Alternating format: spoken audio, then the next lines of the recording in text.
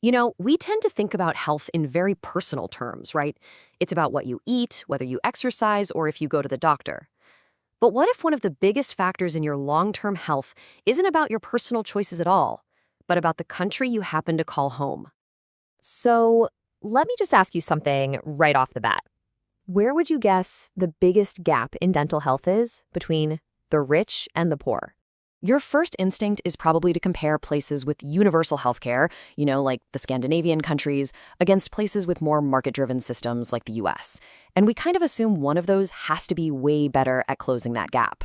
But as a massive new study shows, the real story is, well, it's a lot more surprising than that.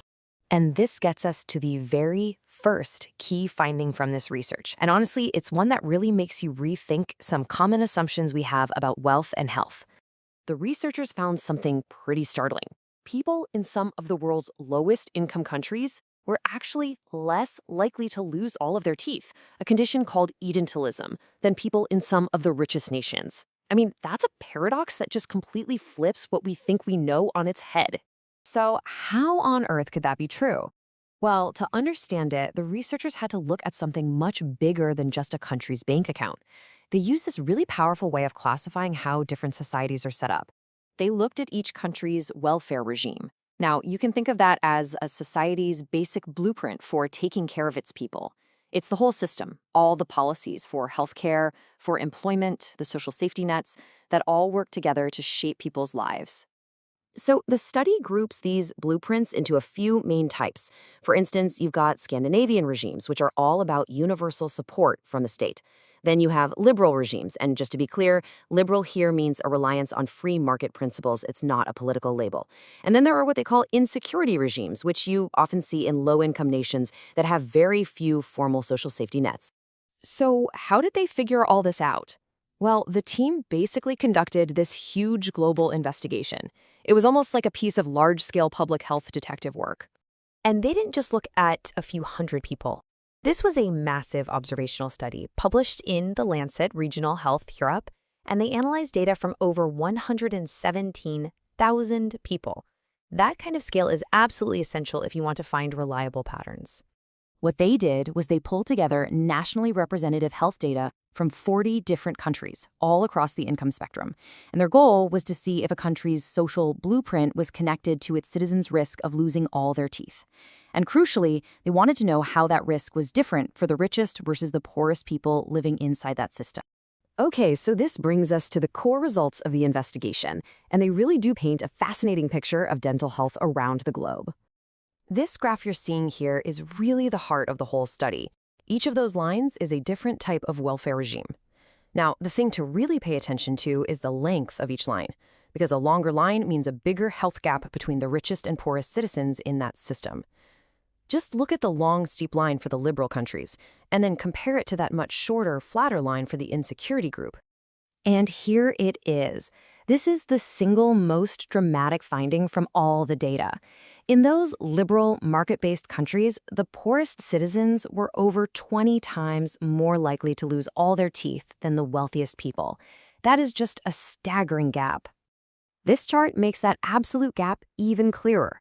That big bar for the liberal countries shows a huge 17.3 percentage point difference in tooth loss between the rich and poor. Now compare that to the Scandinavian countries, which are way down at 5.5 points, and then look at the insecurity countries. They had the smallest absolute gap of all at just 2.5 percentage points. So this leaves us with a major puzzle, right? Why would the countries with the least formal social protection have the smallest health gap and some of the best overall outcomes when it comes to keeping your teeth? Let's try and solve that first paradox. It just feels totally backwards. Why would people in countries like Ghana and Rwanda, the ones they classified under the insecurity regime, have such low rates of total tooth loss? Well, the answer isn't that a lack of social policy is somehow good for you. No. Instead, the key factor seems to be the environment. The study suggests these countries simply had the lowest national sugar supply and were less urbanized. And what that means is less widespread access to all the industrialized, sugary foods that we know are one of the biggest drivers of dental disease. And this really gets at a critical point the researchers made. They said that as countries develop economically, they often go through what's called a nutrition transition. Basically, new health hazards pop up. like an overabundance of cheap sugar, that can have a huge impact on a population's health. All right, now for puzzle number 2, what's been called the welfare paradox? If Scandinavian countries have universal care and the smallest absolute health gap among the wealthy nations, why does their relative inequality still look so big? The key here is to understand a very common statistical trap. So imagine a country where almost nobody loses their teeth. Let's say only 2 people do. One is rich, one is poor. The absolute difference is tiny, right? It's just one person.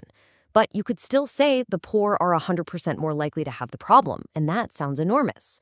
So when the overall rate of an issue is really, really low, like it is in Scandinavia, the relative difference can look inflated, even when the actual real-world gap is quite small. So, after digging through all that data, what's the final takeaway? Let's connect the dots here and look at the big picture.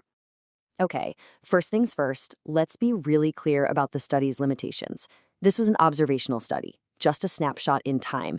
So it shows us a connection, a correlation, but it doesn't prove that one thing causes another. The country categories are also super broad, and that insecurity group was based on just 2 countries. So these are all really important things to keep in mind. But even with those limitations, the evidence still points to a really powerful conclusion. The social blueprint of a nation, its policies on welfare, yeah, but also its food environment, it has real measurable consequences that you can see right down to our teeth. This study really suggests that while safety nets are crucial, maybe the most powerful tool we have is preventing these diet-related diseases from happening in the first place. It challenges us to think bigger, not just about how we treat illness, but about how our societies can be built to promote health from the very start.